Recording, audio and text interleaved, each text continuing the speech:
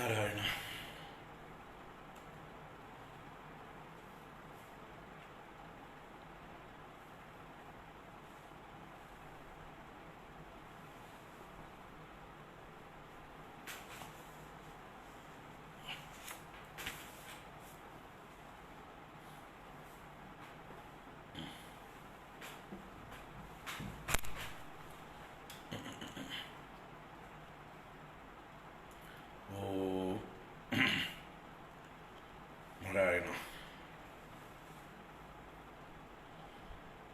ഗജാനന പദ്മാർക്കം ഗജാനനമഹർനിശം അനേകദം തം ഭക്താനാം ഏകദന്തമുപാസ്മഹേ.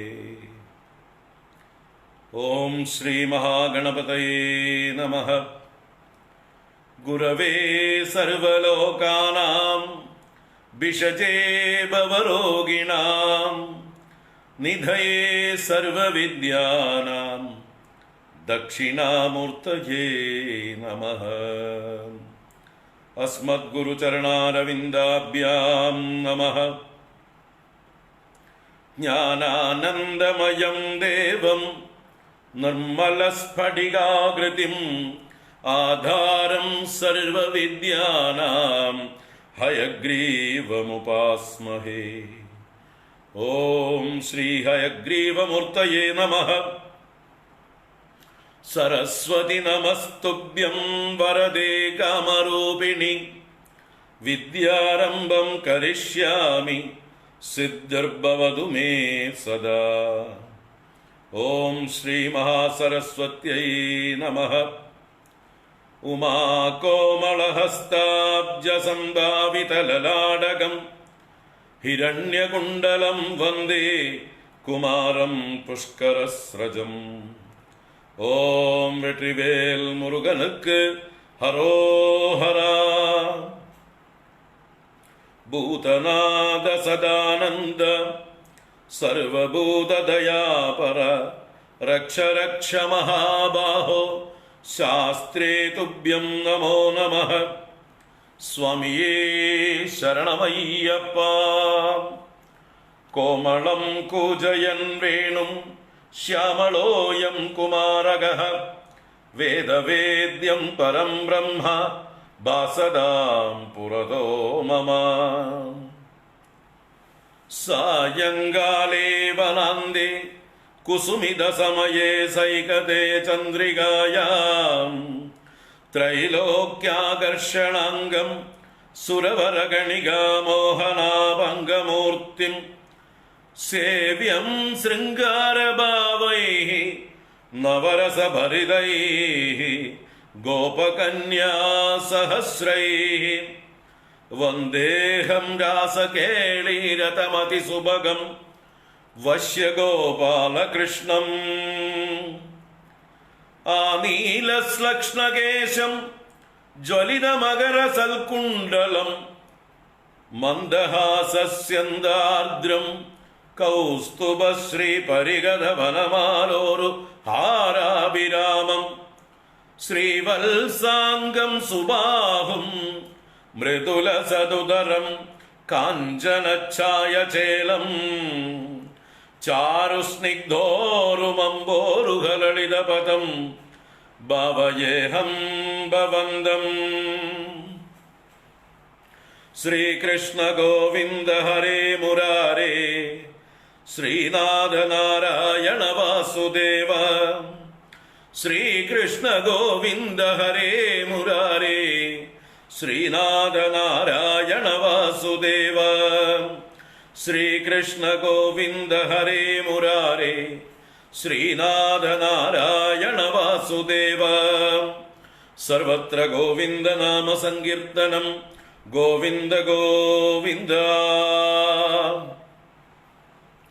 മോക്ഷാബ്ദിസാരമയ ഭാഗവതാഖ്യദദ്നോ നാരായണീയ നവനീതമഹോ ഗൃഹീത്വാ മായാമയൗഗ പരിതപ്തജനായ യോദാത് നാരായണാവനിസുരായ നമോസ്തു തസ്മൈ.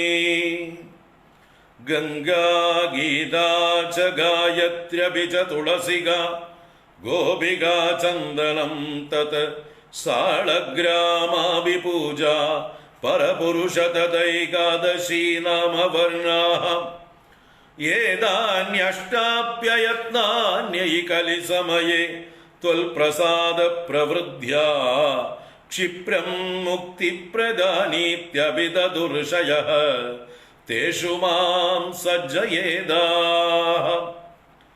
പീതാംബരം കരവിരാജിതശങ്കചക്രകൗമോദഗീ സരസിജം കരുണാസമുദ്രം രാധാസഹായമതിസുന്ദരമന്ദഹാസം വാതാലയേശമനിശം ഹൃദി ഭാവയാമി.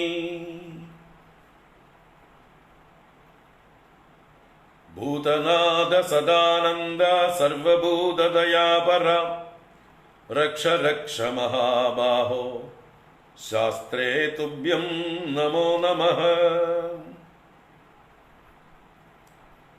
സ്വാമി ശരണമയ്യപ്പ. ഓം നമോ ഭഗവതേ വാസുദേവായ. ഓം ശ്രീകൃഷ്ണ പരമാത്മനേ നമഃ. ഓം ശ്രീ ഗുരുവായൂരപ്പ ശരണം. ഓം നമഃ പരമഋഷിഭ്യോ നമഃ.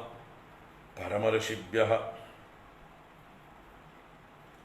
വ്യാസായ വിഷ്ണുരൂപായ വ്യാസരൂപായ വിഷ്ണവേ നമോ വൈ ബ്രഹ്മനിധയേ വാസിഷ്ഠായ നമോ നമഃ. യം പ്രവ്രജന്തമനുപേതമപേതകൃത്യം ദ്വൈപായനോ വിരഹകാതര ആജുഹാവ പുത്രേതി തന്മയതയാ തരവോഭിനേദുഃ തം സർവഭൂതഹൃദയം മുനിമാനതോസ്മി. നാരായണം നമസ്കൃത്യ നരം ചൈവ നരോത്തമം ദേവീം സരസ്വതീം വ്യാസം തതോ ജയമുദീരയേത്. ഓം ശ്രീ ഗുരുഭ്യോ നമഃ.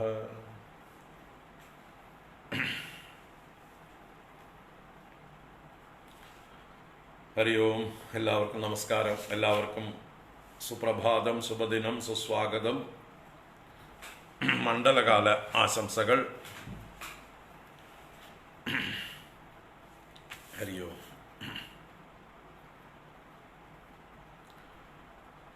നാരായണീയ പഠന പരമ്പരയിലെ 58-ാമത്തെ എപ്പിസോഡിലേക്ക് ഏവർക്കും സുസ്വാഗതം. 20-ാം ദശകമാണ് നമ്മൾ കണ്ടുകൊണ്ടിരിക്കുന്നത്. ആദ്യത്തെ ഒരു 4 ശ്ലോകങ്ങളാണ് മുമ്പ് കണ്ടത്. ബാക്കി തുടരാനുണ്ട്. പാരായണം ചെയ്തിട്ട് കാണാം. 20-ാം ദശകം ഋഷഭയോഗീശ്വര ചരിതം. ഓം ശ്രീ ഗുരുവായൂരപ്പ ശരണം. പ്രിയവ്രതസ്യ പ്രിയപുത്രഭൂതാത് ആഗ്നീദ്രരാജാത് ഉദിതോ ഹി നാഭിഃ ത്വാം ദൃഷ്ടവാൻ ഇഷ്ടദമിഷ്ടിമദ്യേ തവൈവ തുഷ്ട്യൈ കൃതയജ്ഞകർമ്മ അഭിഷ്ടുതസ്തത്ര മുനീശ്വരൈസ്ത്വം രാജ്ഞഃ സ്വതുല്യം സുതമർത്ഥ്യമാനഃ സ്വയം ജനിഷ്യേഹമിതി ബ്രുവാണഃ തിരോദദാ ബർഹിഷി വിശ്വമൂർത്തേ. നാഭിപ്രിയായാമഘമേരുദേവ്യാം ത്വമംസതോ ഭൂഃ ഋഷഭാഭിധാനഃ അലോകസാമാന്യഗുണപ്രഭാവ പ്രഭാവിതാ ശേഷജന പ്രമോദഃ ത്വയി ത്രിലോകീവൃതിരാജ്യഭാരം നിദായ നാഭി സഹമേരുദേവ്യാ തപോവനം പ്രാപ്യ ഭവൻ നിഷേവി ഗതക്കിലാനന്ദപദം പദം തേ. ഇന്ദ്രസ്ത്വദുൽകർഷ കൃതാദമർഷാദ് വവർഷനാസ്മിന്നജനാഭവർഷേ യദാ തദാ ത്വം നിജയോഗശക്ത്യാ സ്വവർഷമേനദ്വ്യദദാസു വർഷം. ജിതേന്ദ്രദത്താം കമനീം ജയന്തീം അതോദ്വഹന്നാത്മരതാശയോപി അജീജനസ്തത്ര ശതം തനൂജാൻ യേഷാം ക്ഷിതീശോ ഭരതോഗ്രജന്മാ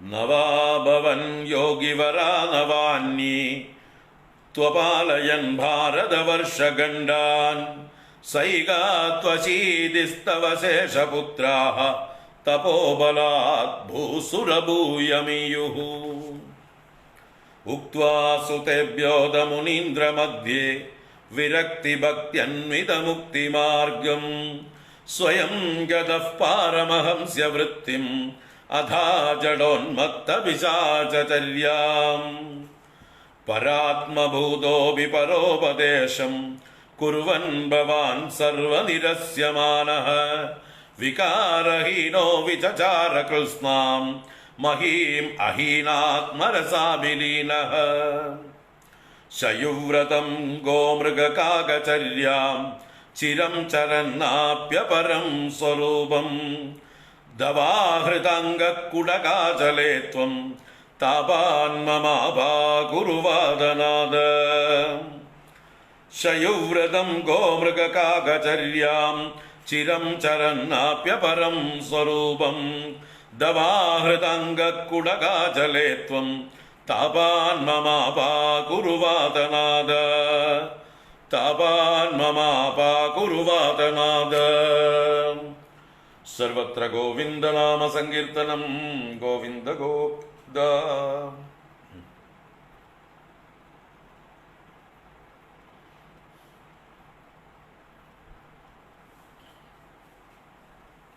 നാരായണാഖില ഗുരോ ഭഗവൻ നമസ്തേ. നാരായണാഖില ഗുരോ ഭഗവൻ നമസ്തേ.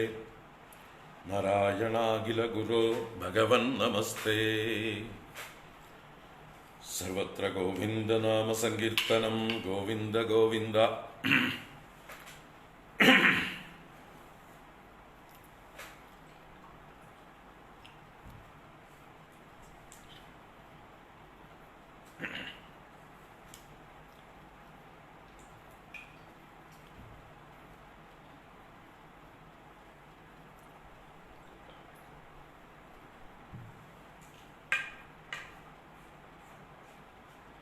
നാരായണ.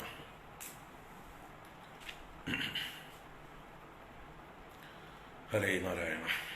ഗുരുവായൂരപ്പ.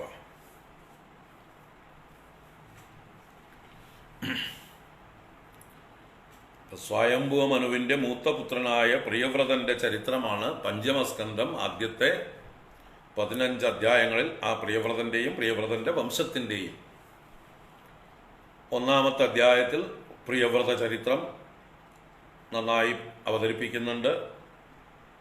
ഭഗവാന്റെ ഇച്ഛ കൊണ്ടാണ് പ്രിയവ്രതൻ എന്ന വിരക്തനായ ഒരു മഹാൻ തപസ്സിൽ നിന്ന് തിരിച്ച് രാജ്യഭാരം ഏറ്റെടുക്കുകയും ഗൃഹസ്ഥാശ്രമധർമ്മം സ്വീകരിക്കുകയും ചെയ്തുകൊണ്ട് ലോകരക്ഷ ചെയ്ത്, എന്താ പറയുക, അതുപോലൊരു രാജാവ് മുമ്പുണ്ടായിട്ടുമില്ല, ഇനി ഉണ്ടാവുകയുമില്ല എന്ന് സുഖബ്രഹ്മർഷിയെ കൊണ്ട് പറയിക്കുന്നുണ്ട്. സുഖബ്രഹ്മർഷിയെ പോലൊരാൾ പറയണമെങ്കിൽ അത് ഒരിക്കലും അതിശയോക്തിയല്ല, ഉള്ളത് മാത്രമാണ്.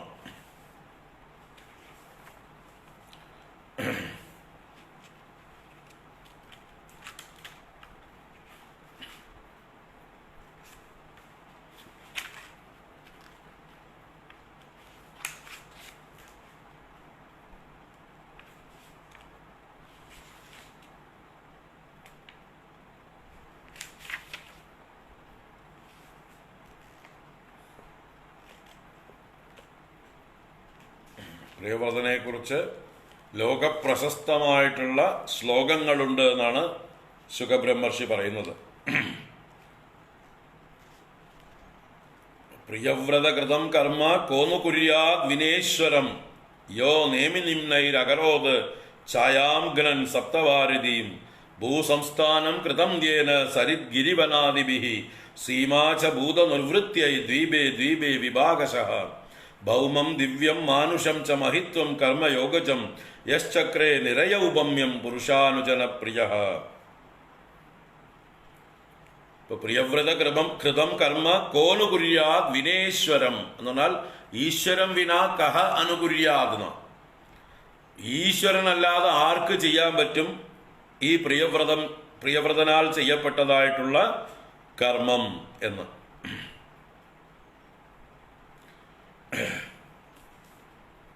യോ നേമിനിംനൈഹി അകരോധ ഛായാം ഗ്രൻ സപ്തവാരിധി. സപ്തവാരിധികളെ 7 സമുദ്രങ്ങളെ കുഴിച്ചത് ഇദ്ദേഹത്തിന്റെ രഥചക്രനേമികളെ കൊണ്ടാണ്. നേമി എന്ന് പറഞ്ഞാൽ ചക്രം തന്നെയാണ്. രഥനേമികളെ കൊണ്ട് അദ്ദേഹത്തിന്റെ രഥം ഉരുണ്ട വഴികളിലൂടെയാണ് സപ്തവാരിധികൾ ഉണ്ടായത്.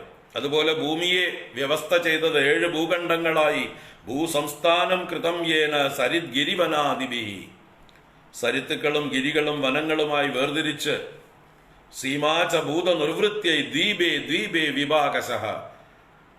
ഭൂതങ്ങൾക്കുള്ള ജീവജാലങ്ങൾക്ക് മര്യാദയ്ക്ക് ജീവിക്കുവാനായിക്കൊണ്ട് വ്യത്യസ്തങ്ങളായിട്ടുള്ള ദ്വീപുകളെ വിഭാഗിച്ച് ഓരോരുത്തർക്കും പ്രത്യേകമായിട്ടുള്ള സ്ഥാനം സങ്കല്പിച്ചു കൊടുത്തു.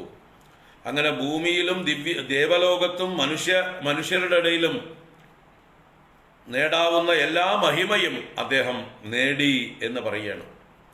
ഭഗവാന്റെ അനുയായികളായിട്ടുള്ള ആളുകൾക്ക് അത്ര പ്രിയപ്പെട്ടവനുമായിരുന്നു, സജ്ജനങ്ങൾക്ക് പ്രിയപ്പെട്ടവനായിരുന്നു ഈ പ്രിയവ്രതൻ എന്ന് പറഞ്ഞിട്ടാണ് പ്രിയവ്രത ചരിതം അവസാനിപ്പിച്ചത്. അപ്പൊ അത്രയ്ക്ക് യോഗ്യനായിട്ടുള്ള ആളാണ് പ്രിയവ്രതൻ. അത് ഭഗവാന്റെ ഇച്ഛയാണ് അദ്ദേഹത്തെ ഈ ലോക സംഗ്രഹത്തിനായിക്കൊണ്ട് രാജ്യഭാരം ഏറ്റെടുത്തത്. അപ്പൊ അദ്ദേഹം ഒരു രാജർഷിയായിട്ട് ഭരണം നടത്തി. അദ്ദേഹത്തിന്റെ പുത്രൻ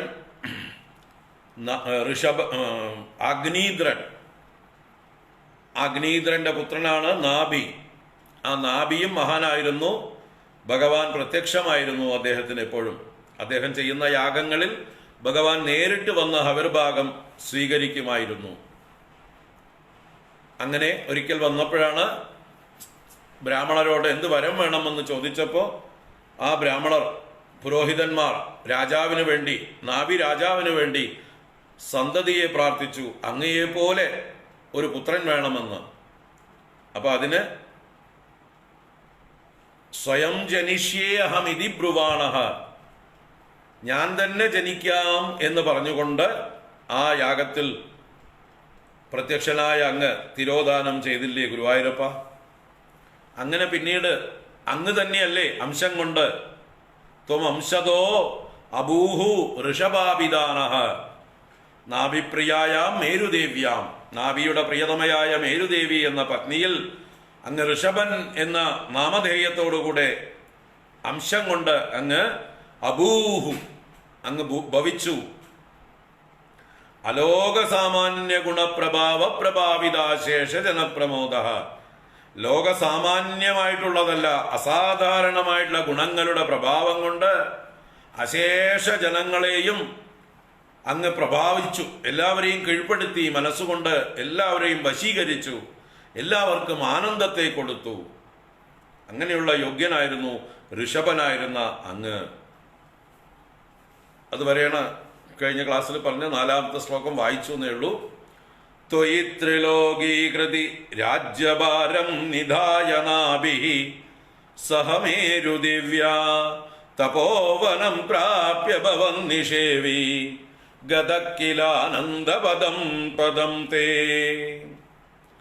ത്വയി ത്രിലോകീകൃതി രാജ്യഭാരം നിധായ നാഭിഃ സഹമേരുദിവ്യാ തപോവനം പ്രാപ്യ ഭവൻ നിഷേവി ഗതക്കിലാനന്ദപദം പദം തേ. ത്വയി ത്രിലോകീവൃതി രാജ്യഭാരം നിധായ നാഭിഃ സഹ മേരുദേവ്യാ തപോവനം പ്രാപ്യ ഭവൻ നിഷേവി ഗതഃ കില ആനന്ദപദം പദം തേ. എന്നാൽ ത്രിലോകീവൃതി ത്വയി രാജ്യഭാരം നിധായ, ഗുരുവായൂരപ്പ അങ്ങ് ആരാണ്? ത്രിലോകീവൃതി, 3 ലോകങ്ങളെയും ഭരിക്കുന്നവൻ. ത്രിലോകീഭൃത്ത്, ത്രിലോകാൻ ഭർത്തി ഇതി ത്രിലോകീഭൃത്ത്, 3 ലോകങ്ങളെയും ഭരിക്കുന്നവൻ ത്രിലോകി ഭൃത്ത് എന്ന് പറയും. തകാരാന്ത ശബ്ദമാണ്. അതിന്റെ സപ്തമിയാണ് ത്രിലോകി ഭൃതി ത്വയി. 3 ലോകങ്ങളുടെയും ഭരണകർത്താവായ ഈശ്വരനായ അങ്ങയിൽ. അപ്പൊ അങ്ങ് ലോകങ്ങളെ ഭരിക്കുന്നതിന് അങ്ങയ്ക്ക് ഒരു പ്രയാസവുമില്ല. ലോകഭാരം അങ്ങയ്ക്ക് ഒരു ഭാരവുമല്ല. നിസ്സാരമായിട്ടാണ് 3 ലോകങ്ങളെയും അങ്ങ് പരിപാലിക്കുന്നത്. അങ്ങനെയുള്ള അങ്ങയിൽ, 3 ലോകങ്ങളുടെയും ഭരണകർത്താവായ അങ്ങയിൽ, ഇവിടെ ഭൂമിയുടെ അതിൽ എന്താ പറയുക, ജംബൂദ്വീപത്തിലെ അജനാഭം എന്ന് പറഞ്ഞൊരു ഭൂഖണ്ഡം മാത്രം, ഉപഭൂഖണ്ഡം, ഭാരതവർഷം എന്ന് പിന്നീട് അറിയാൻ പോകുന്ന അജനാഭ വർഷം, ഒരു ചെറിയ സ്ഥലം,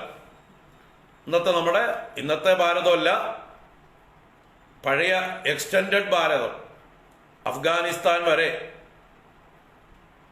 അഫ്ഗാനിസ്ഥാനൊക്കെ ഭാരതത്തിന്റെ ഭാഗമായിരുന്നു തന്നെയാണ്. പാകിസ്ഥാന്റെ കാര്യം പറയണ്ട. അതുപോലെ ഇങ്ങോട്ട് ബംഗ്ലാദേശ്, ബർമ, ഭൂട്ടാനൊക്കെ ഉൾപ്പെടുന്നതായിട്ടുള്ള വിശാലമായിട്ടുള്ള അജനാഭ വർഷം, പിന്നീട് ഭാരതവർഷം. പിന്നീടാണ് കാലങ്ങളെ കൊണ്ട് വിഭജിച്ച് പോയത്, ഭാരതം ചുരുങ്ങിയത്.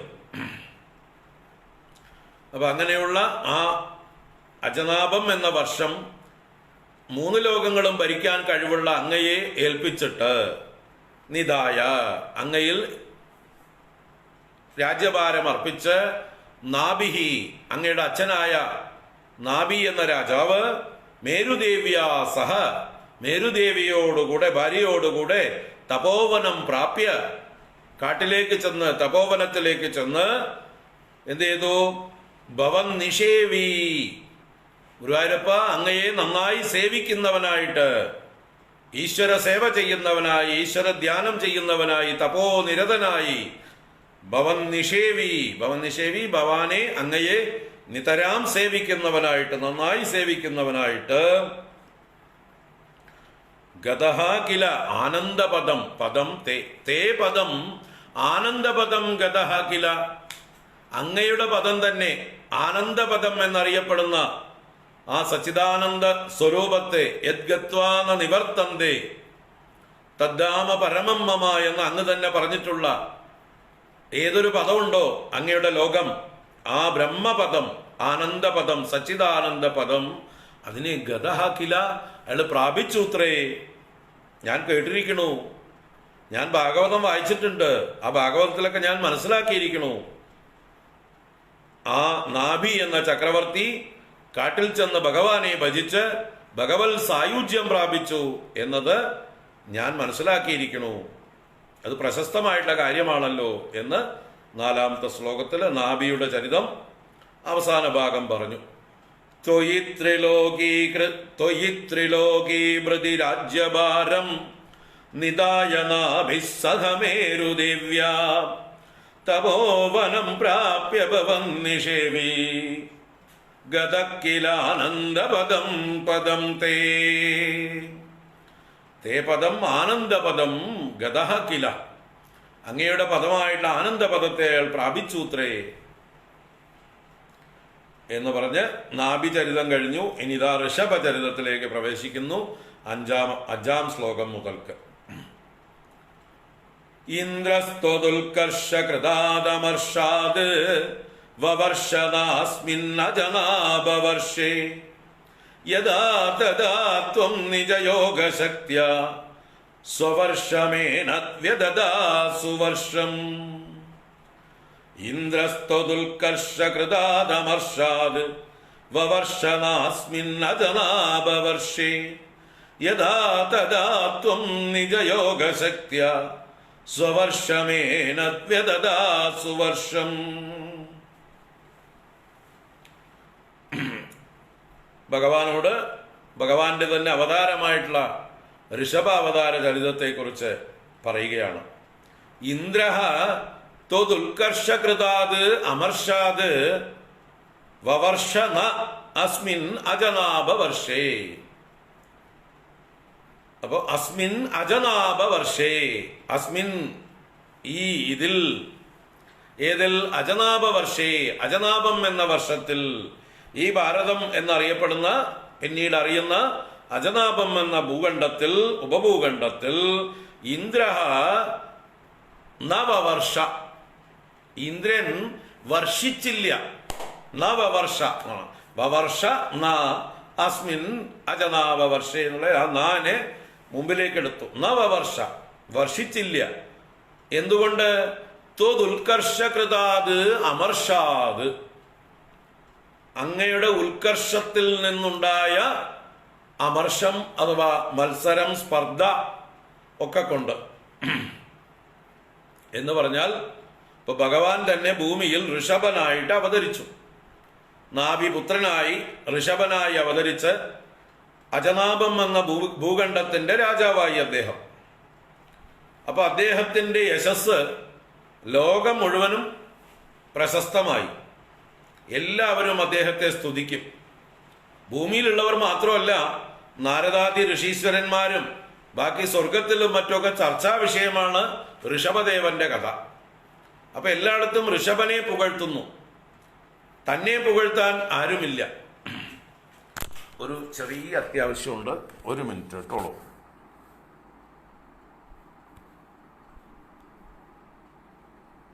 ഓ സോറി, ഞാനത് കട്ട് ചെയ്ത് ഞാൻ എടുക്കുന്നതിന് പകരം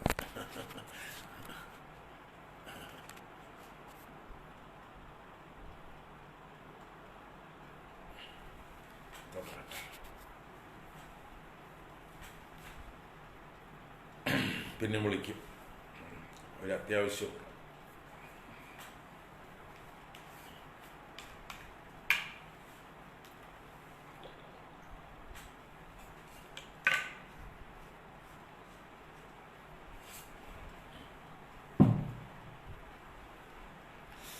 നാരായണ.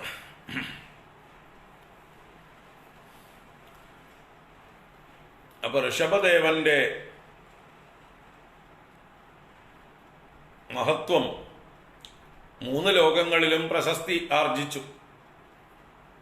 ഇപ്പൊ ഭഗവാൻ ആരാണ്? വാസ്തവത്തിൽ എല്ലാറ്റിന്റെയും മുകളിലുള്ള ഭഗവാനാണ് അവിടെ ചെറുതായിട്ട് വന്നിരിക്കുന്നത്. ഇന്ദ്രന്റെയും മുകളിലുള്ള ആൾ തന്നെയാണ് ഭഗവാൻ. ഭരണ നിപുണനായിട്ടുള്ള ആളാണ്, 3 ലോകങ്ങളെയും ഭരിക്കുന്ന ആളാണ്. അപ്പൊ അദ്ദേഹത്തിന് ഈ ഉപഭൂഖണ്ഡം ഭരിക്കാൻ ഒരു പ്രയാസമില്ല.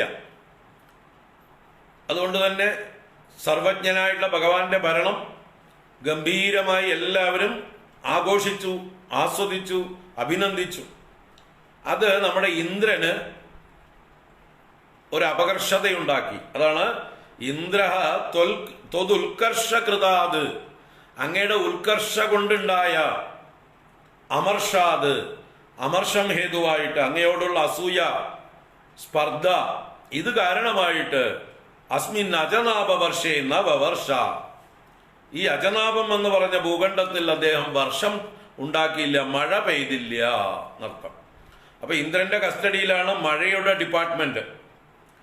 ലോകത്തിന്റെ ഇറിഗേഷൻ ഡിപ്പാർട്ട്മെന്റിന്റെ ഹെഡ് ഇന്ദ്രനാണ്.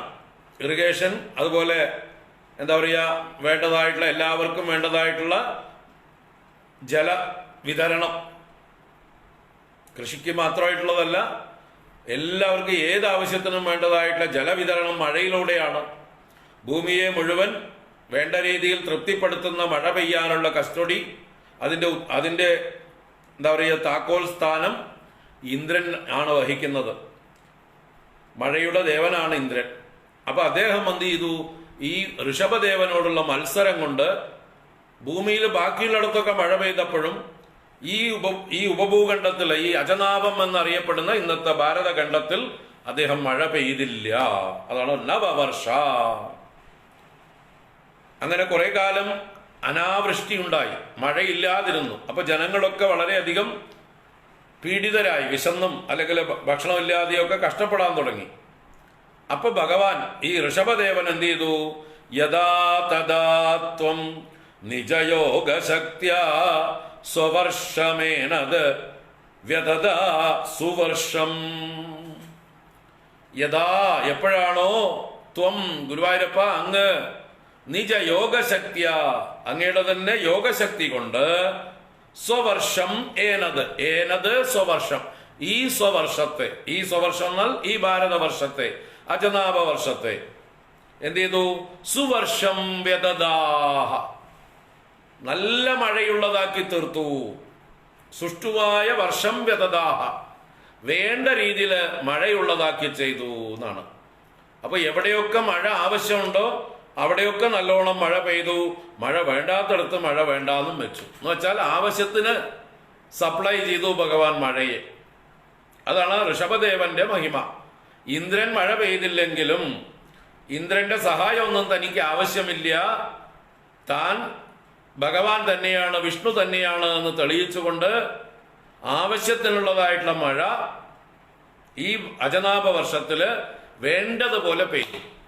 എവിടെയൊക്കെ ആളുകൾക്ക് മഴ വേണോ അവിടെയൊക്കെ പെയ്തു, വേണ്ടാത്തവർക്ക് വേണ്ട. അങ്ങനെ എന്താ പറയാ, വാട്ടർ റിസോഴ്സസിനെ കൺസർവ് ചെയ്തു അദ്ദേഹം, ആവശ്യത്തിന് മാത്രം ഉപയോഗിച്ചു. ഇന്ദ്രനാണെങ്കിൽ ഒരു കൺട്രോളും ഇല്ലാതെ വാരിക്കോരി ചൊരിയാണ് എല്ലായിടത്തും. മഴ വേണ്ട എന്ന് പറയുന്നവർക്കും മഴ പെയ്തോണ്ടേയിരിക്കും, വേണമെന്ന് പറഞ്ഞവർക്ക് ചിലപ്പോൾ കിട്ടിയെന്നും വരില്ല. ഇന്ദ്രന്റെ നിയന്ത്രണം പോരാ, അയാളിങ്ങനെ തോന്നിയതുപോലെ വർഷിക്കുകയാണ്. എന്നാൽ ഭഗവാൻ ഋഷഭദേവൻ വർഷിച്ചപ്പോൾ അങ്ങനെയല്ല, ആവശ്യത്തിനുള്ള മഴ ആവശ്യമുള്ളിടത്ത് മാത്രം. അതാണ് സുവർഷം വ്യതദാഹ, നല്ലതുപോലെ വേണ്ട രീതിയിൽ മഴ പെയ്യിച്ചു, ആവശ്യത്തിനുള്ള മഴ പെയ്യിച്ചു. അമിതമായിട്ടുള്ള വൃഷ്ടിയുമില്ല, വേണ്ടടുത്ത് കുറവുമില്ല, വേണ്ടാത്തടത്ത് വേണ്ടാന്നും വെച്ചു.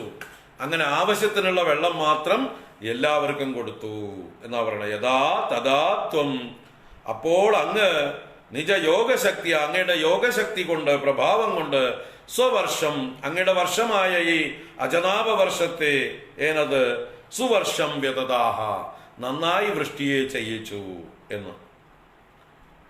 അപ്പോഴേക്കും ഇന്ദ്രന് നാണക്കേടായി, ഭയമായി. താൻ വെളുക്കാൻ തേച്ചതിപ്പോ പാണ്ടായി.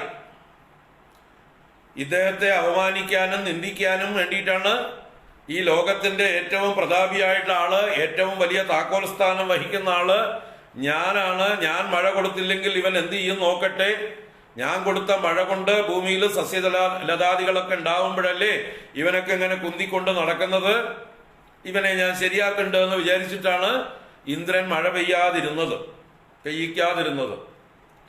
എന്നാൽ ഇപ്പോൾ ഋഷഭദേവൻ നന്നായിട്ട് വേണ്ടതുപോലെ മഴ പെയ്തപ്പോഴോ എല്ലായിടത്തും കൃഷിഭൂമികളൊക്കെ നല്ലോണം ഫലഭൂയിഷ്ഠമായിട്ട് വേണ്ട രീതിയിൽ തഴച്ച് വളർന്ന് പൂർവാധികം ശക്തമായിട്ട് ഐശ്വര്യ പൂർണമായി.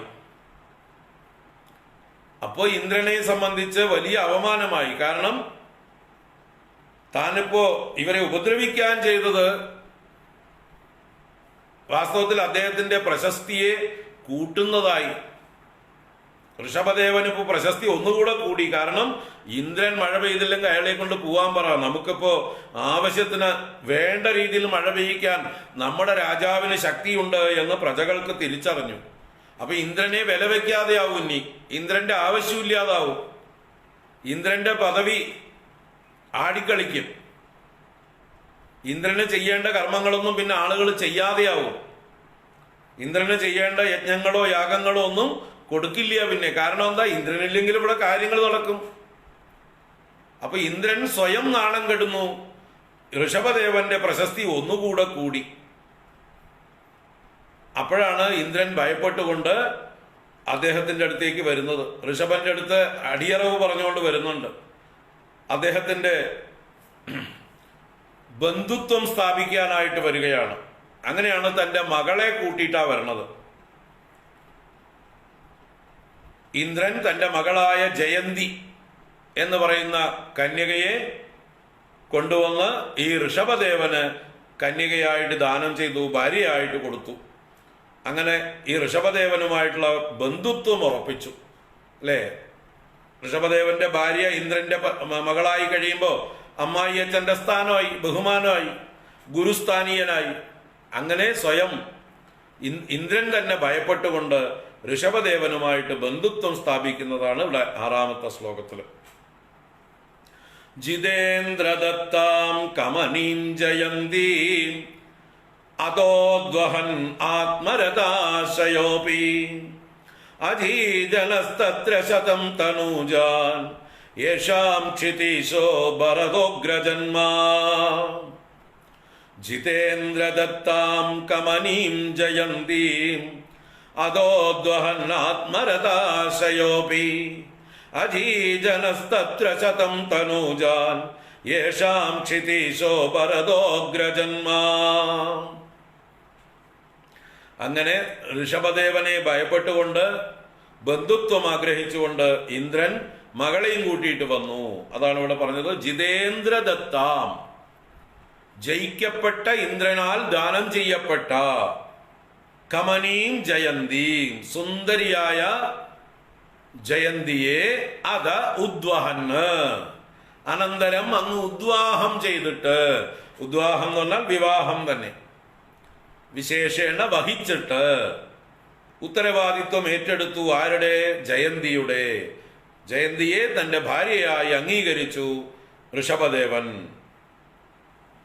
എന്നിട്ടോ ആത്മരഥ ആശയോപി, തന്റെ ആശയം എന്നാൽ അന്ധക്കരണം, മനസ്സ്, അത് ആത്മരഥം, തന്നിൽ തന്നെ തൃപ്തമായിരുന്നു.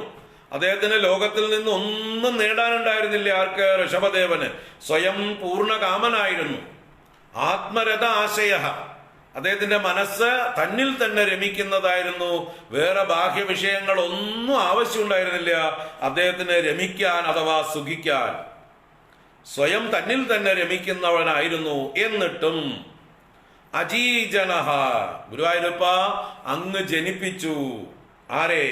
തത്ര ശതം തനൂജാൻ, അവളിൽ, ആ ജയന്തിയിൽ 100 തനൂജാൻ മക്കളെ. അപ്പൊ ജയന്തിയെ വിവാഹം കഴിച്ചതും ഋഷഭദേവന് ആവശ്യമുണ്ടായിട്ടൊന്നുമല്ല.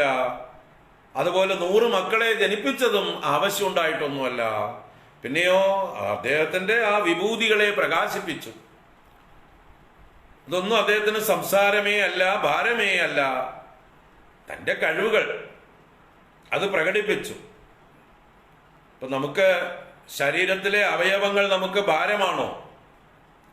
എൻ്റെ തല എത്ര കാലമായി ഞാൻ കൊണ്ടു നടക്കാൻ തുടങ്ങിയിട്ട്, എനിക്ക് കനത്തിട്ട് വയ്യാട്ടോ, ഞാൻ കുറച്ചു ദിവസം ഒന്ന് ഇറക്കി വെക്കട്ടെ എന്ന് ആരും പറയാറില്ലല്ലോ, അല്ലേ? നമ്മുടെ ശരീര അവയവങ്ങളൊന്നും നമുക്ക് ഭാരമല്ല, നമ്മുടെ ഒരു ഭാഗമാണത്, നമ്മുടെ വിഭൂതിയാണ്, നമ്മുടെ പ്രിവിലേജ് ആണത്.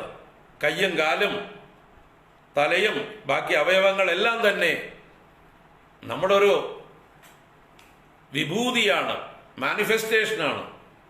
അതുപോലെയുള്ളൂ അദ്ദേഹത്തിന് ഭാര്യയും മക്കളും. ഒരു ഭാരമൊന്നുമല്ല, തന്നിൽ നിന്ന് അന്യരുമല്ല, അവരിൽ നിന്ന് എന്തെങ്കിലും സുഖം കിട്ടാനുമില്ല. എങ്കിലും ലോകസംഗ്രഹത്തിനായിക്കൊണ്ട് അദ്ദേഹം ഗൃഹസ്ഥനായി വിവാഹം കഴിച്ചു, മക്കളെ ജനിപ്പിച്ചു, 100 മക്കളെ ജനിപ്പിച്ചു എന്നാ പറയണത്.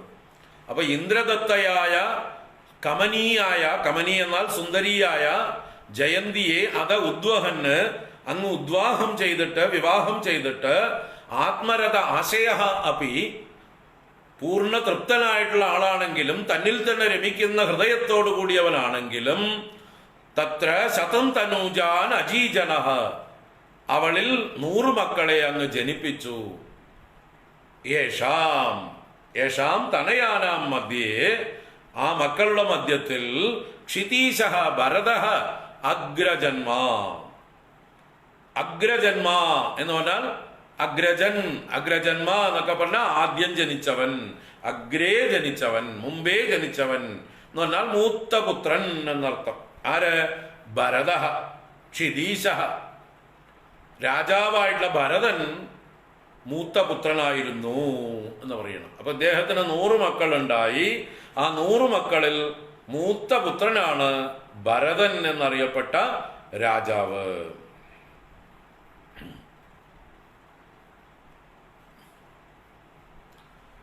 ജയന്തിയെ ശുക്രാചാര്യർ വിവാഹം ചെയ്തു? ഇല്ലല്ലോ. എവിടുന്ന് കിട്ടി നിങ്ങൾക്കിത്? ശുക്രാചാര്യ വിവാഹം കഴിച്ചിരിക്കുന്നത്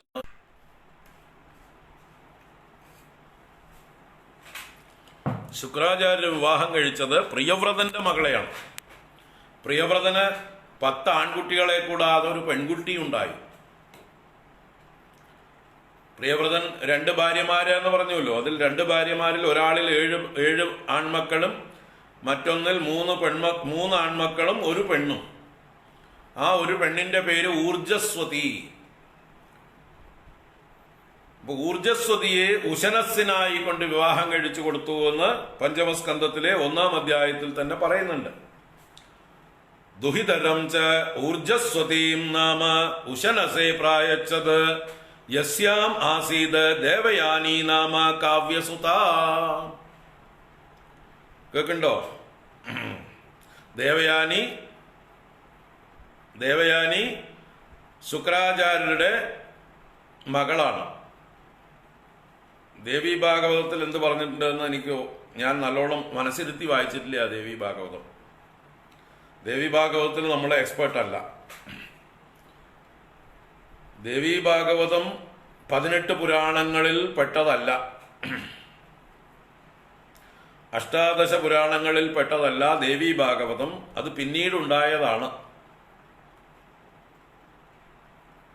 അതുകൊണ്ട് തന്നെ നമുക്ക് ഭാഗവതത്തിന്റെ അത്ര അതോറിറ്റി ദേവി ഭാഗവതത്തിന് ഇല്ല. ദേവി ഭക്തന്മാർ വായിച്ചോട്ടെ, സന്തോഷിച്ചോട്ടെ. പക്ഷെ അതിലുള്ള കഥകൾ പലതും ഭാഗവത വിരുദ്ധമായിട്ട് അവതരിപ്പിച്ചിട്ടുണ്ട്. അത് സമ്മതമല്ല. അതുകൊണ്ടാണ് ഞാൻ ദേവി ഭാഗവതം എടുക്കാത്തത്. ദേവി ഭാഗവതം നമ്മൾ എടുക്കാത്തത് തന്നെ അത് ഭാഗവത വിരുദ്ധമായിട്ടുള്ള പല ആശയങ്ങളും അതിലുണ്ട്. കഥകളിൽ പലതും കോൺട്രഡിക്റ്റിംഗ് ആയിട്ടുണ്ട്. അതുകൊണ്ട് നമുക്ക് ദേവി ഭാഗവതം അത്ര അങ്ങോട്ട് സ്വീകാര്യമല്ല.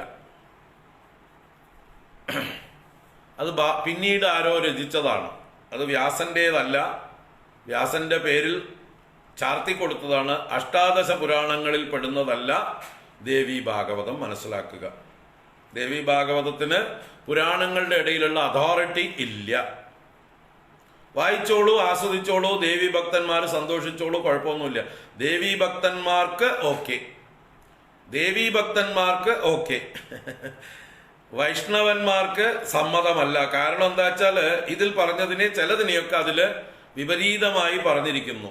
അതുകൊണ്ട് നമ്മൾ ദേവി ഭാഗവതം ഇത് പറഞ്ഞിട്ട് അത് പറയുമ്പോൾ രണ്ടും തമ്മിൽ കോൺട്രഡിക്റ്റ് പറയാൻ ഒരാൾ തന്നെ അത് പറയുന്നത് ശരിയല്ല. അതുകൊണ്ട് എടുക്കാറില്ല. ദേവി ഭാഗവതത്തിന് പൂർണ്ണമായിട്ടുള്ള പുരാണ സ്ഥാനം ഇല്ല, അതോറിറ്റി ഇല്ല. മനസ്സിലാക്കുക. ഉപാസന ചെയ്തോളൂ, വായിച്ചോളൂ, നല്ലത് തന്നെയാണ്. ദേവി ഭക്തന്മാർക്ക് നിങ്ങൾ ഈ ഭാഗവതം വായിക്കേണ്ട, ആ ഭാഗവതം വായിച്ചോളൂ. ദേവി ഭക്തന്മാര് ഇത് രണ്ടും കൂടി തമ്മിൽ അഭിപ്രായ വ്യത്യാസം വരുമ്പോൾ നമ്മൾ ഭാഗവതത്തിനെ കൂടെ നിൽക്കുള്ളൂ. കാരണം ഭാഗവതം അഷ്ടാദശ പുരാണങ്ങളിൽ പ്രമുഖമായിട്ടുള്ള പുരാണമാണ്. 18 പുരാണങ്ങൾ നമ്മുടെ എല്ലാ ശാസ്ത്രങ്ങളിലും വർണ്ണിച്ചിട്ടുള്ള 18 പുരാണങ്ങളിൽ ഏറ്റവും പ്രധാന സ്ഥാനം അർഹിക്കുന്നതാണ് ശ്രീമദ് ഭാഗവതം. ആ 18 പുരാണങ്ങളിൽ ദേവി ഭാഗവതത്തിന്റെ പേര് നിങ്ങൾ കണ്ടെത്താൻ പറ്റില്ല. 18 ഉപപുരാണങ്ങളിലും ഇല്ല. മനസ്സിലാക്കുക. അതുകൊണ്ട് അതോറിറ്റി ഉള്ളതല്ല. പിന്നീട് ഒരിത്തിരി മത്സര ബുദ്ധിയുള്ള ഒരാൾ എഴുതിയതായിട്ടാണ് നമുക്ക് മനസ്സിലാക്കാൻ കഴിയുന്നത്. ഈ ഭാഗവതത്തോടൊന്ന് മത്സരിച്ചിട്ട് ഇതിനെ ഇത്തിരി ഇകഴ്ത്താൻ വേണ്ടി ഇത്തിരി മനസ്സിരുത്തി എഴുതിയതായിട്ടുള്ള ഒരു രീതിയായിട്ടാണ് നമുക്ക് തോന്നിയിട്ടുള്ളത്. ക്ഷമിക്കുക, ഞാൻ പറയുന്നത് അവിവേകമാണെങ്കിൽ. ദേവി ഭക്തന്മാർക്ക് അത് വായിക്കാം, നല്ലത് തന്നെയാണ്. ഇത് രണ്ടും കൂടി ചേർത്ത കോൺട്രഡിക്ഷൻ വന്നാൽ അതിനെ നമ്മൾ തള്ളിപ്പറയും. അത് മനസ്സിലാക്കുക. കോൺട്രഡിക്ഷൻ ഇല്ലാത്തത് വരേക്കും നമുക്ക് അക്സെപ്റ്റ് ചെയ്യാം. കോൺട്രഡിക്ഷൻ വരുമ്പോൾ തള്ളിപ്പറയേണ്ടി വരും.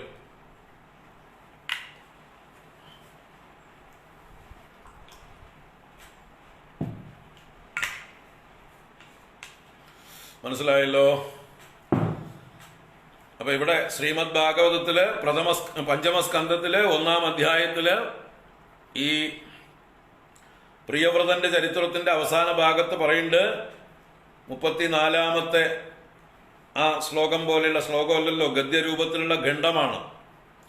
ദുഹിതരം ച ഊർജസ്വതീം നാമ ഉശനസേ പ്രായച്ചത് യസ്യാമാസി ദേവയാനി നാമ കാവ്യസുത എന്ന് പ്രിയവ്രതന്റെ ദുഹിതരം എന്ന് പറഞ്ഞാൽ ദുഹിതാവിനെ, മകളെ എന്നർത്ഥമാണ്.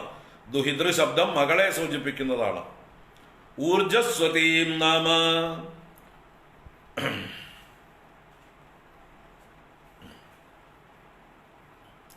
ഊർജസ്വതി എന്ന പേരുള്ള ആ മകളെ ഉശനസേ പ്രായച്ചത്. ഉശനസ് എന്നത് ശുക്രാചാര്യരുടെ പേരാണ്.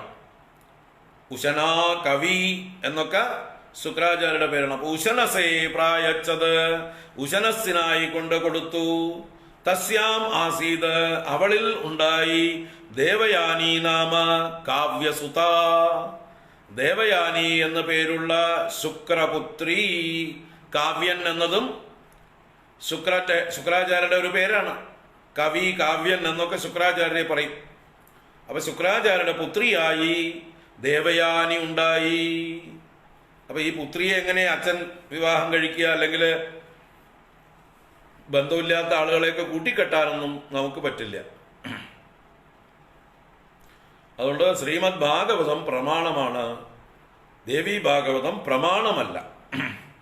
ദേവി ഭാഗവതം കഥയാണ്, ഉപാസനയ്ക്ക് ആസ്വദിക്കാനായിട്ട് ഉപയോഗിക്കാം. ആർക്ക്? ദേവീ ഭക്തന്മാർക്ക്. ദേവീ മാഹാത്മ്യം അത് അഷ്ടാദശ പുരാണങ്ങളിൽ മാർക്കണ്ഡേയ പുരാണത്തിൽ വരുന്നതാണ്. ആ ദേവീ മാഹാത്മ്യത്തിന്റെ ആധികാരികത ദേവീ ഭാഗവതത്തിന് ഇല്ല. മനസ്സിലാക്കുക, ദേവീ മാഹാത്മ്യത്തിന്റെ ആധികാരികത ദേവീ ഭാഗവതത്തിന് ഇല്ല. ദേവീ ഭാഗവത ഭക്തന്മാരുണ്ടെങ്കിൽ എന്നോട് ദേഷ്യപ്പെടും, കാര്യമൊന്നുമില്ല, എനിക്ക് പ്രശ്നമൊന്നുമില്ല. കാര്യം പറയുന്നതിൽ നമുക്ക് യാതൊരു വിട്ടുവീഴ്ചയില്ല.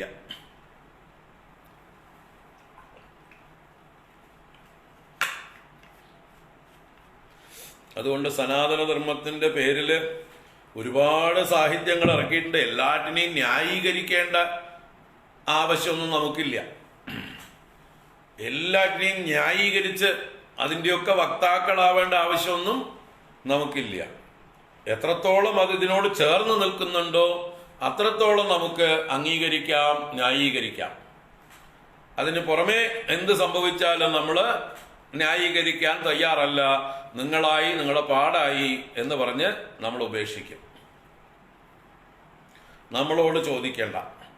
ആരൊക്കെയോ എന്തൊക്കെയോ എഴുതി വെച്ചതിനൊക്കെ എല്ലാവരും മറുപടി പറയണം എന്ന് പറഞ്ഞാൽ നടപ്പില്ല. ഇപ്പൊ നാളെ ഞാൻ എന്തെങ്കിലുമൊക്കെ എനിക്ക് തോന്നിയത്, വായിക്ക് തോന്നിയത്, കോതയ്ക്ക് പാട്ടെന്ന് പറഞ്ഞിട്ട് നല്ലൊരു പുരാണമായിട്ട് എഴുതി വെച്ചാൽ അതിൽ പറഞ്ഞിരിക്കുന്ന കാര്യങ്ങളൊക്കെ വ്യാസൻ വ്യാഖ്യാനിക്കണം, ശങ്കരാചാര്യർ വ്യാഖ്യാനിക്കണം, അല്ലെങ്കിൽ അതുപോലെയുള്ള മഹാത്മാക്കൾ വ്യാഖ്യാനിക്കണം എന്ന് പറഞ്ഞാല് വളരെ കഷ്ടമാണ്. അതുകൊണ്ട് പിന്നീട് വന്ന പലരും പലതും എഴുതി ചേർത്തിട്ടുണ്ട്. എല്ലാറ്റിനെയും നമുക്ക് ന്യായീകരിക്കേണ്ട കാര്യമില്ല. ഉപാസനയ്ക്ക് വേണ്ടി എടുക്കാം, അത്ര എടുക്കണ്ടു, പ്രമാണമായിട്ട് എടുക്കരുത്. സത്യമേവ ജയതേ. ഇരിക്കട്ടെ. അപ്പൊ എന്തായാലും ആ ചർച്ച നമുക്കിവിടെ അവസാനിപ്പിക്കാം. അതുകൊണ്ടാണ് നമ്മൾ ദേവീ ഭാഗവതം കൈകാര്യം ചെയ്യാത്തത്. ഇത് രണ്ടും കൂടി കോൺട്രഡിക്റ്റ് ചെയ്യാൻ വയ്യാത്തത് കൊണ്ട്. ഇതിൽ പറഞ്ഞത് പലതും അതിൽ മാറ്റി പറഞ്ഞിരിക്കുന്നതിനെ സ്റ്റേജിലിരുന്ന് വ്യാഖ്യാനിച്ച് ന്യായീകരിക്കാൻ വയ്യ.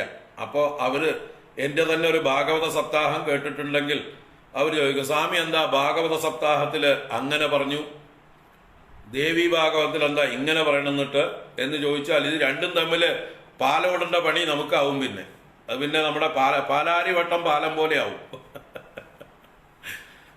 ആ പാലോടല് നമ്മുടെ പണിയല്ല.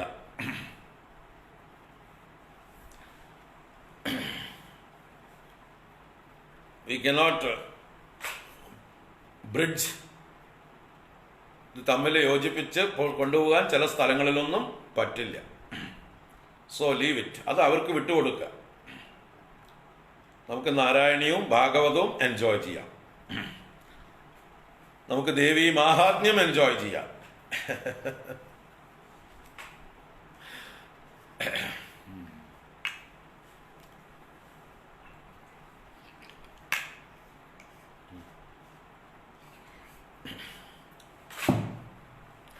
ജിതേന്ദ്രദത്താം കമനീം ജയന്തീം അതോദ്വഹൻ ആത്മരതാശയോപി അജീജനസ്തത്ര ശതം തനൂജാൻ യേഷാം ക്ഷിതീശോ ഭരതോഗ്രജന്മാ. അപ്പൊ ജയന്തി എന്ന ഇന്ദ്രപുത്രിയെ ഋഷഭദേവൻ വിവാഹം കഴിച്ചു. ജയന്തിയുടെ സഹോദരനാണ് ജയന്തൻ. ജയന്തനെ നമുക്കൊക്കെ അറിയാം അല്ലേ? ആരാ ജയന്തൻ? നമ്മുടെ രാമായണത്തില് സീതാദേവിയെ ഉപദ്രവിക്കാൻ വരുന്ന കാക്കയുടെ രൂപത്തിൽ വന്ന് ഉപദ്രവിക്കുന്ന ജയന്തൻ. ശ്രീരാമസ്വാമി അസ്ത്രം കൊണ്ട് കണ്ണുകളഞ്ഞ ജയന്തൻ. അത് ഇവളുടെ സഹോദരനാണ്, ജയന്തിയുടെ സഹോദരനാണ്, ഇന്ദ്രപുത്രനാണ് ജയന്തൻ. ജയന്തി ഇന്ദ്രപുത്രി, ഋഷഭദേവന്റെ ഭാര്യയായി. അദ്ദേഹം സ്വയം ആത്മനിർഭരനായിരുന്നുവെങ്കിലും തന്റെ വിഭൂതികളായിട്ട് ഈശ്വര നിശ്ചയമായിട്ട് ലോക അനുഗ്രഹത്തിനായിട്ട് അവളിൽ 100 പുത്രന്മാരെ ജനിപ്പിച്ചു. അവളിൽ രാജാവായ ഭരതൻ അഗ്രജന്മ ജ്യേഷ്ഠനായി. യേശാം ക്ഷിതീശോ ഭരതോ അഗ്രജന്മ, ഭരതോഗ്രജന്മ എന്ന് പറയുമ്പോൾ അവിടെ വായിക്കുമ്പോൾ ഉഗ്രജന്മാവാകരുത് പാവം. ഉഗ്രജന്മ എന്ന് പറഞ്ഞാൽ ദുഷ്ടനാവും.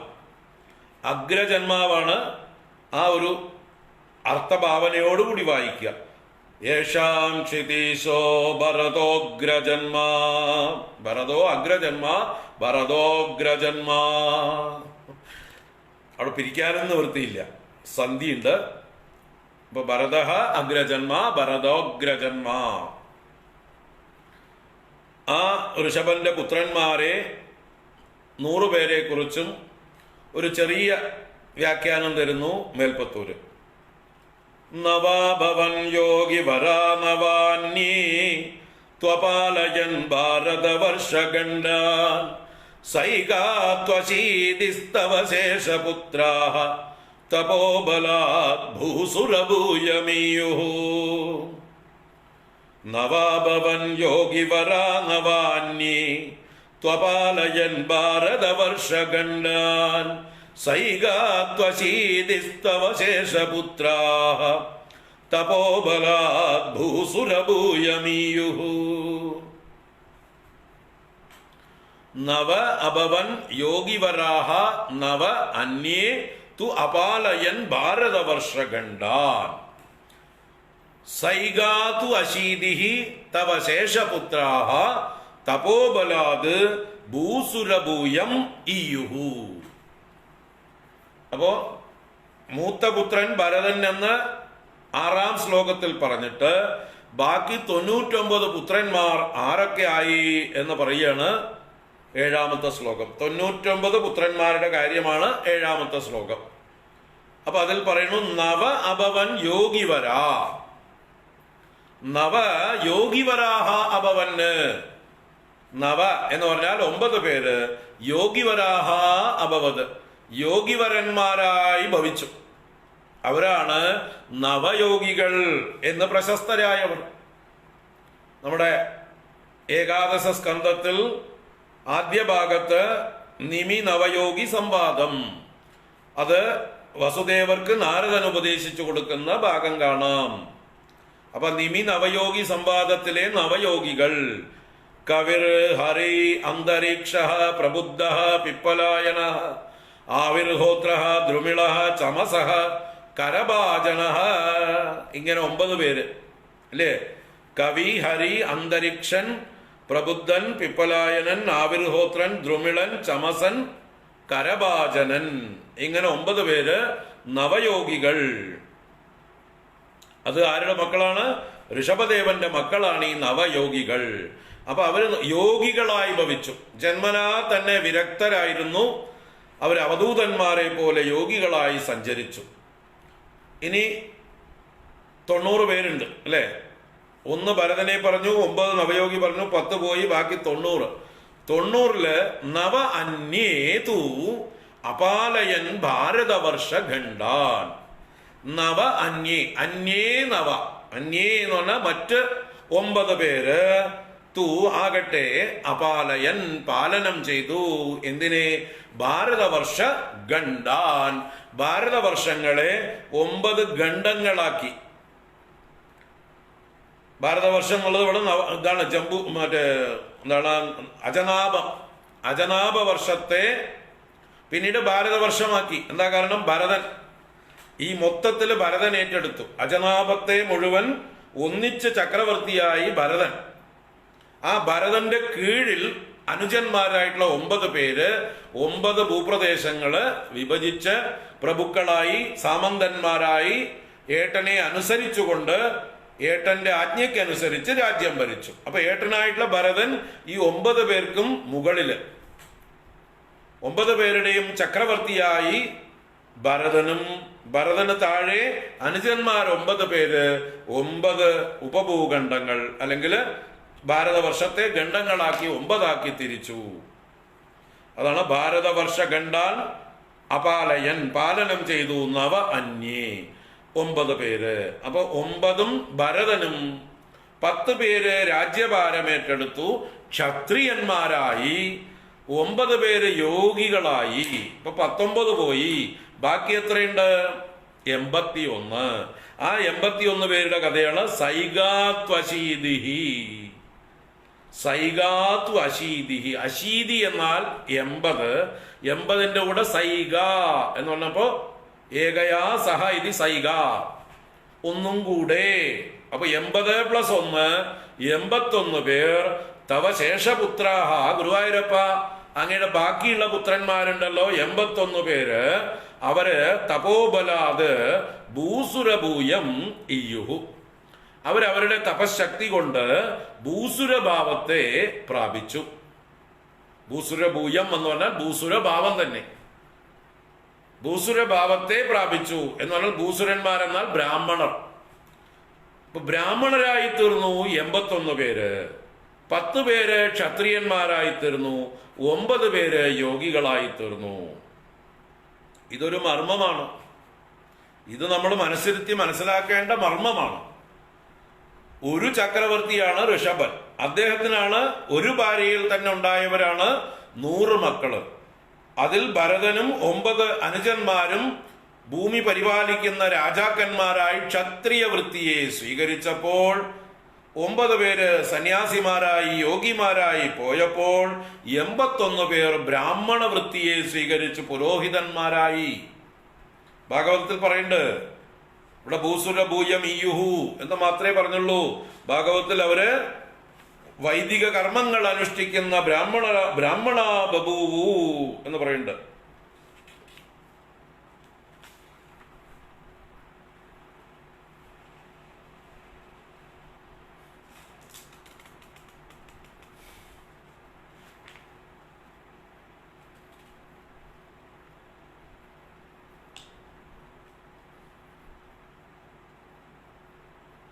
അദ്ദേഹത്തിന്റെ മക്കളുടെ പേരുകൾ പറഞ്ഞപ്പോ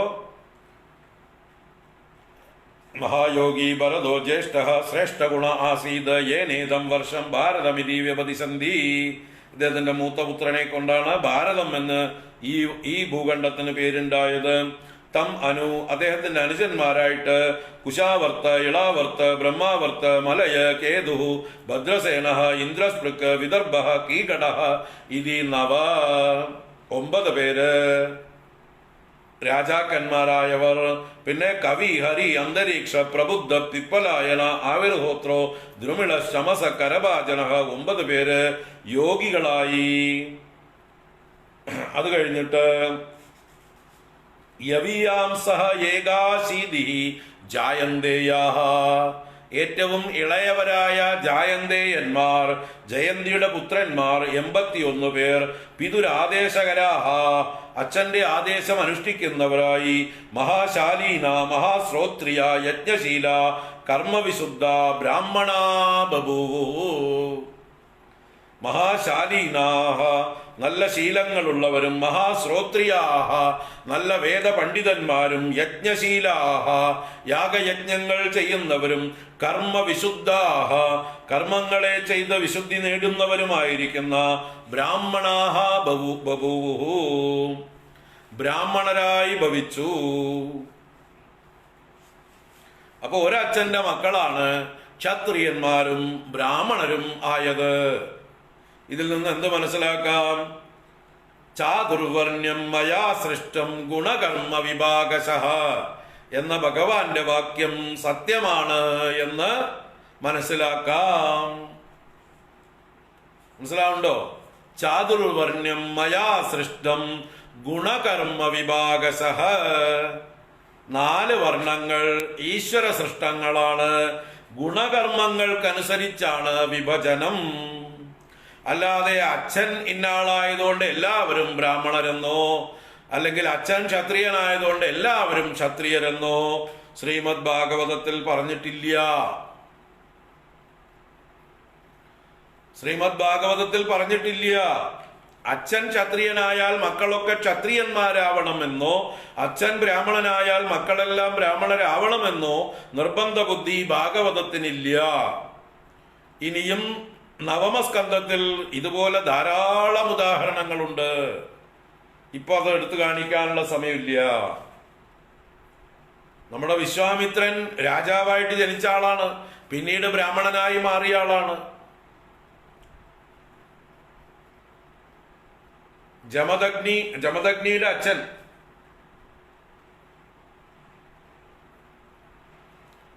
അല്ല, അവിടെ പരശുരാമന്റെ വംശത്തിൽ ഒരാൾ വരുന്നുണ്ട്, ബ്രാഹ്മണനായി ജനിച്ച് ക്ഷത്രിയനായി തീരുന്നത്. അതുപോലെ പിന്നീട് പല വംശത്തിലും പല പരമ്പരകളിലും ഒരച്ഛന്റെ തന്നെ പല മക്കളിൽ ഇന്നവർ ബ്രാഹ്മണരായി, ഇന്നവർ ക്ഷത്രിയരായി, ഇന്നവർ ബ്രാഹ്മണരായി, ഇന്നവർ ക്ഷത്രിയരായി എന്ന് എടുത്തു പറയുന്നതായിട്ട് ഭാഗങ്ങൾ നവമസ്കന്ധത്തിൽ ഇഷ്ടം പോലെ ഉണ്ട്. ഒരു 4-5 സന്ദർഭങ്ങളുണ്ട്. ഒരു രാജാവിന്റെ മക്കൾ തന്നെ രണ്ട് തരം ജീവിത രീതി തെരഞ്ഞെടുക്കുന്നവർ, 2 തരം ഉപജീവന മാർഗം ലൈഫ് സ്റ്റൈൽ തെരഞ്ഞെടുക്കുന്നവർ. അപ്പൊ ആ കാലത്തൊക്കെ അത് ധാരാളം ഉണ്ടായിരുന്നു. ആ പ്രാചീന കാലത്ത് അത് വളരെ സുലഭമായിരുന്നു. ഓരോരുത്തർക്കും അവരവരുടെ വാസനയ്ക്കനുസരിച്ചിട്ടുള്ള ജീവിത പദ്ധതി തെരഞ്ഞെടുക്കാമായിരുന്നു. അപ്പൊ ക്ഷത്രിയന്മാരുടെ മക്കളായിട്ടും ഇവിടെ ഋഷഭദേവൻ ക്ഷത്രിയനായിട്ടാണ്, സ്വയംഭുവ മനുവിന്റെ വംശത്തിലാണ്, പ്രിയവ്രതന്റെ വംശത്തിലാണ്, നാഭിയുടെ പുത്രനാണ് ഋഷഭദേവൻ, ക്ഷത്രിയനാണ്, ക്ഷത്രിയ ധർമ്മമാണ്.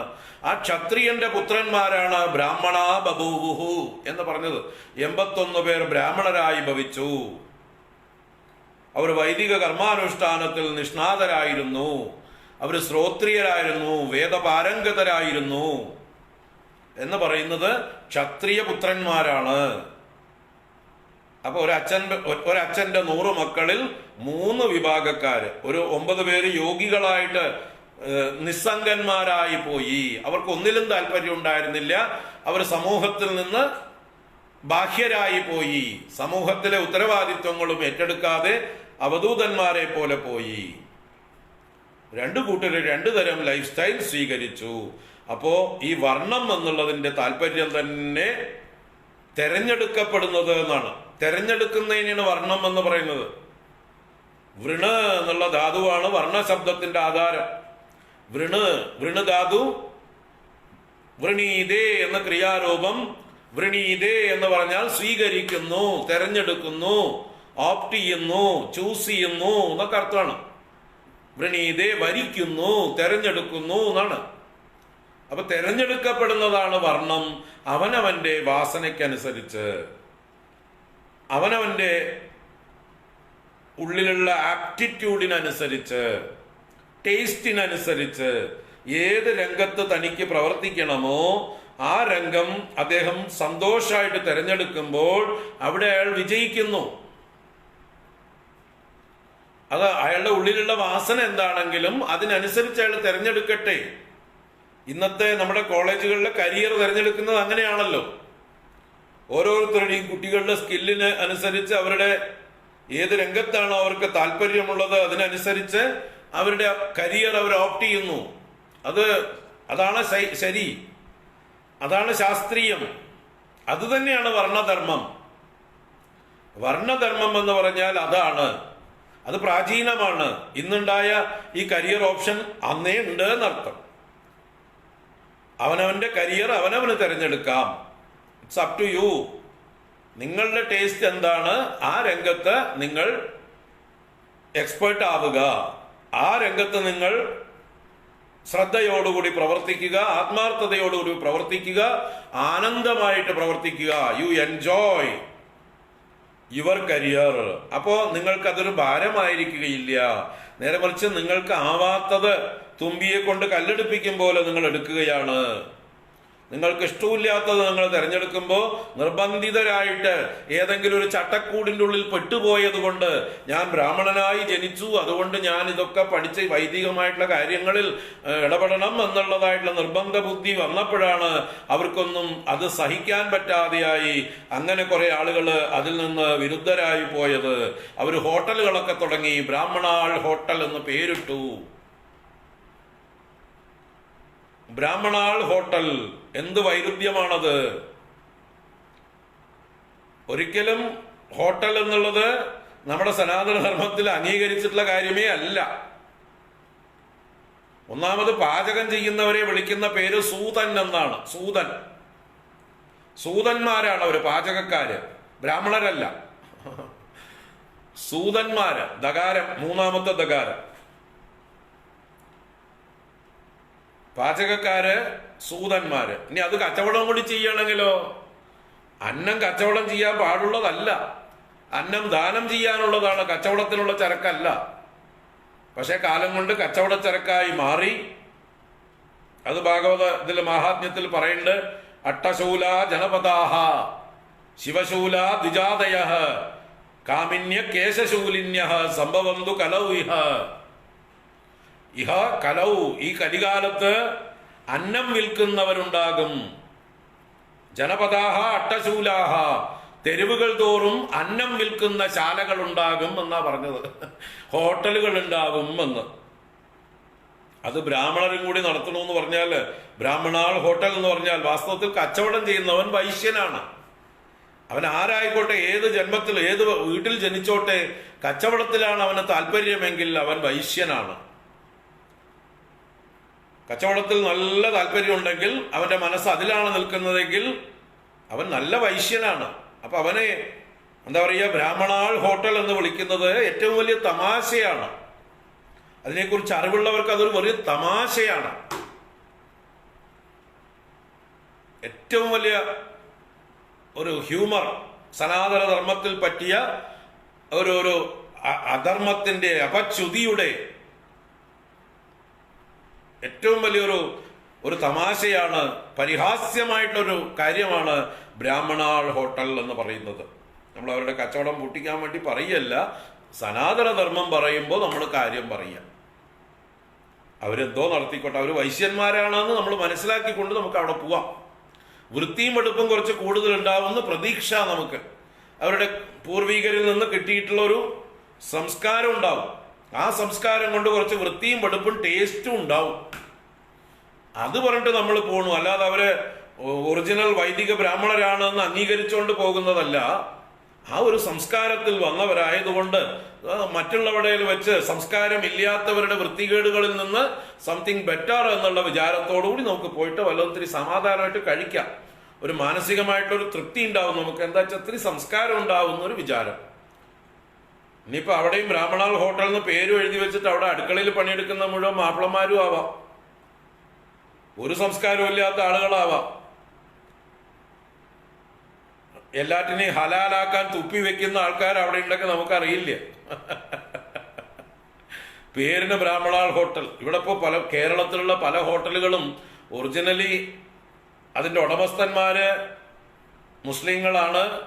പേര് ഹിന്ദുക്കളുടെ പേരിട്ടിട്ട് നമ്മളെ ആകർഷിക്കാൻ വേണ്ടി വെച്ചിരിക്കുകയാണ്. ആനന്ദഭവൻ അല്ലെങ്കിൽ അശോക ഭവൻ അല്ലെങ്കിൽ ഏതെങ്കിലും ഭവൻ എന്ന് പറഞ്ഞിട്ട് നമ്മുടെ ഹിന്ദു പേരിട്ടിട്ട് അതിന്റെ ഉടമസ്ഥന്മാര് നോക്കിയാൽ ആളുകള് ശരവണ ഭവനും ആര്യഭവന്റെയൊക്കെ ഉടമസ്ഥന്മാർ ആൾക്കാർ വേറെയാണ്.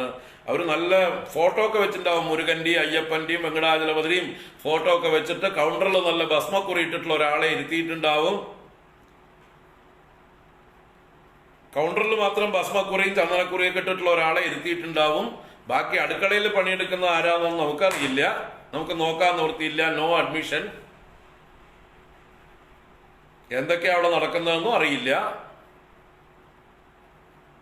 ബ്രാഹ്മണാൾ ഹോട്ടലിൽ നിന്ന് അവരും പേരെഴുതി വെക്കും. കാരണം കൗണ്ടറിൽ ഇരിക്കുന്ന ആള് പട്ടയൊക്കെ അടിച്ചിട്ടുണ്ട്. മാനേജറായിട്ടോ കാഷ്യറായിട്ടോ അവിടെ പിടിച്ചിരുത്തിയിട്ടുണ്ട് ഒരാളെ. അപ്പൊ പറഞ്ഞു വന്നത്, ഇതൊക്കെ ഒരു പരിഹാസ്യമായിട്ടുള്ള കാര്യമാണ്. സനാതനധർമ്മം, വർണ്ണാശ്രമധർമ്മം അത് ശാസ്ത്രീയമാണ്. ഓരോരുത്തരുടെയും വാസനയ്ക്കനുസരിച്ച് അവനവന്റെ ജീവിതം തിരഞ്ഞെടുക്കാനുള്ള സ്വാതന്ത്ര്യം സനാതനധർമ്മത്തിലുണ്ട്. അതിനെയാണ് വർണ്ണധർമ്മം എന്ന് പറയുന്നത്. അതാണ് ഇവിടെ കാണിച്ചു തന്നത്. നമ്മൾ ഭാഗവതത്തിൽ നിന്നാണ് എടുത്ത് കാണിച്ചു തന്നത്. ഒരേ ഋഷഭ ചക്രവർത്തിയുടെ 100 മക്കളിൽ 81 പേർ ബ്രാഹ്മണരായി, 9 പേർ ക്ഷത്രിയരായി, 9 പേർ യോഗികളായി എന്ന് പറയുകയാണ്. നവഭവൻ യോഗി വരാനവാന്യേ ത്വപാലയൻ ഭാരതവർഷഖണ്ഡാൻ സൈഗാത്വശീതിസ്തവ ശേഷപുത്രാഃ തപോബലാദ് ഭൂസുരഭൂയമീയുഃ.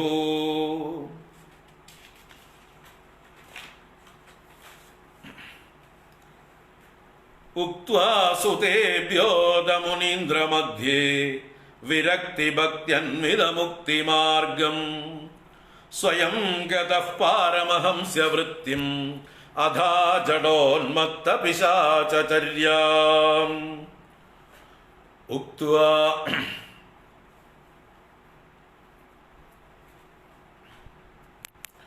ഞാൻ പറഞ്ഞത് നിങ്ങൾ മുഴുവൻ കേൾക്കാതെ ചോദ്യങ്ങൾ ചോദിക്കരുത്. സൂതന്മാരല്ല ഞാൻ പറഞ്ഞത്, സൂതന്മാര്. ദകാരം ദകാരം എന്ന് ഞാൻ എടുത്തു പറഞ്ഞു. നിങ്ങളെപ്പോലെ ആളുകൾ തെറ്റിദ്ധരിക്കുന്നുള്ളത് കൊണ്ട്. സൂതൻ വേറെ, സൂതൻ വേറെ. ദകാരം, ദയയുടെ ദകാരം. സൂതൻ ആണ് പാചകം ചെയ്യുന്ന ആള്. ഇത് സൂതൻ പൗരാണികന്മാരും തേര് തെളിക്കുന്നവരുമാണ്, കുതിരകളെ നോക്കുന്നവരുമാണ് സൂതന്മാര്. ഞാൻ ചോദിച്ചതിൽ നിന്ന് ഞാൻ പറഞ്ഞതിൽ നിന്ന് വിരുദ്ധമായിട്ട് നിങ്ങൾ അവതരിപ്പിക്കല്ലേ. ഞാൻ പ്രത്യേകം എടുത്ത് പറഞ്ഞു ദകാരം ദകാരം. മൂന്നാമത്തെ ദകാരം മൃദുവായിട്ടുള്ള ദകാരം. സൂതഃ പാചകക്കാരൻ.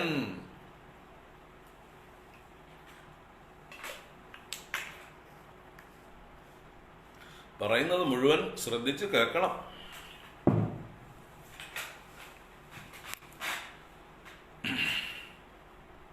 അതന്നെ സൂതൻ.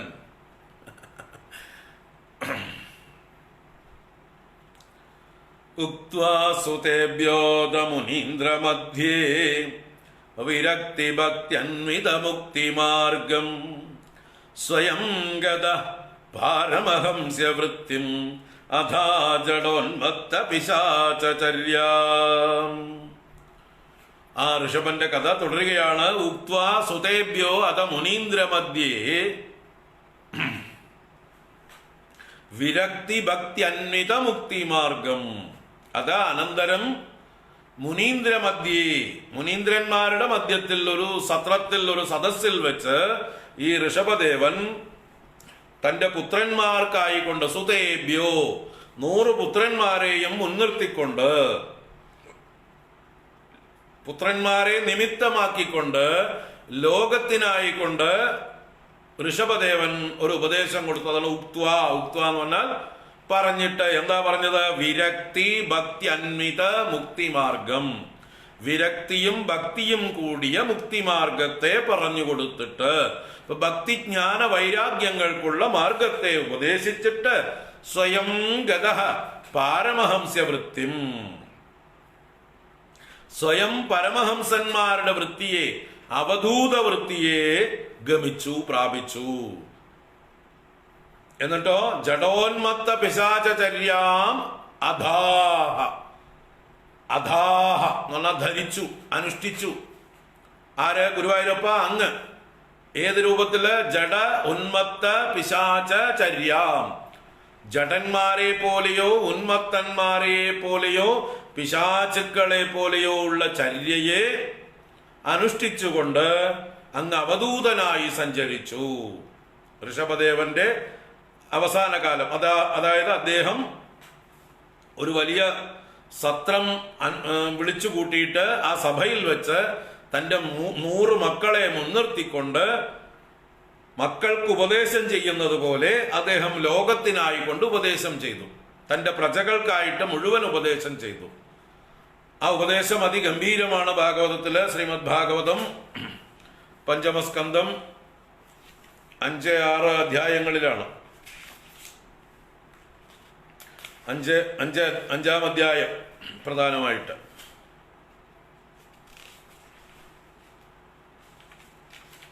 5 അധ്യായം മാത്രം, ഒറ്റ അധ്യായം മുഴുവൻ അദ്ദേഹത്തിന്റെ ഉപദേശങ്ങളാണ്. അവിടെ എത്തുമ്പോൾ ഗദ്യം മാറി പദ്യരൂപത്തിൽ നല്ല ശ്ലോകങ്ങളായിട്ടാണ് അവതരണം. പഞ്ചമോധ്യായ ഋഷഭ ഉവാച നായം ദേഹോ ദേഹഭാജാം നൃലോകേ കഷ്ടാൻ കാമാൻ അർഹത്തെ വിഡ്ഭുജാം യേ തപോ ദിവ്യം പുത്രകായേന സത്വം ശുദ്ധ്യേദ്യസ്മാത് ബ്രഹ്മസൗഖ്യം ത്വനന്ദം മഹൽ സേവാം ദ്വാരമാഹുർവിമുക്തേഃ തമോദ്വാരം യോഷിതാം സംഗി സംഗം മഹാന്തസ്തേ സമചിത്താ പ്രശാന്താഃ വിമന്യവഃ സുഹൃദഃ സാധവോ യേ വാമയീശേ കൃതസൗഹൃദാർത്താഃ ജനേഷു ദേഹംബരവാർത്തികേഷു ഗൃഹേഷു ജായാത്മജരാതിമൽസു ന പ്രീതിയുക്തായാവദർത്ഥാശ്ച ലോകേ. ഇങ്ങനെ ഗംഭീരമായിട്ടുള്ളൊരു ഉപദേശമാണ്. നാളെ അതിന്റെ സാരം കാണാം, ചുരുക്കി കാണാം. അത് കഴിഞ്ഞിട്ടാണ് അദ്ദേഹം തന്റെ മക്കളെ ഭരതനെ രാജ്യഭാരം ഏൽപ്പിച്ച് 9 അനുജന്മാരെയും ഭരതനെ അനുസരിക്കാൻ ഏൽപ്പിച്ച് ബാക്കിയുള്ളവരെ അവരുടെ പാട്ടിന് വിട്ടിട്ട് അദ്ദേഹവും അദ്ദേഹത്തിന്റെ പാട്ടിന് അവധൂതനായി പോകുന്ന കഥ നമുക്ക് നാളെ തുടരാം.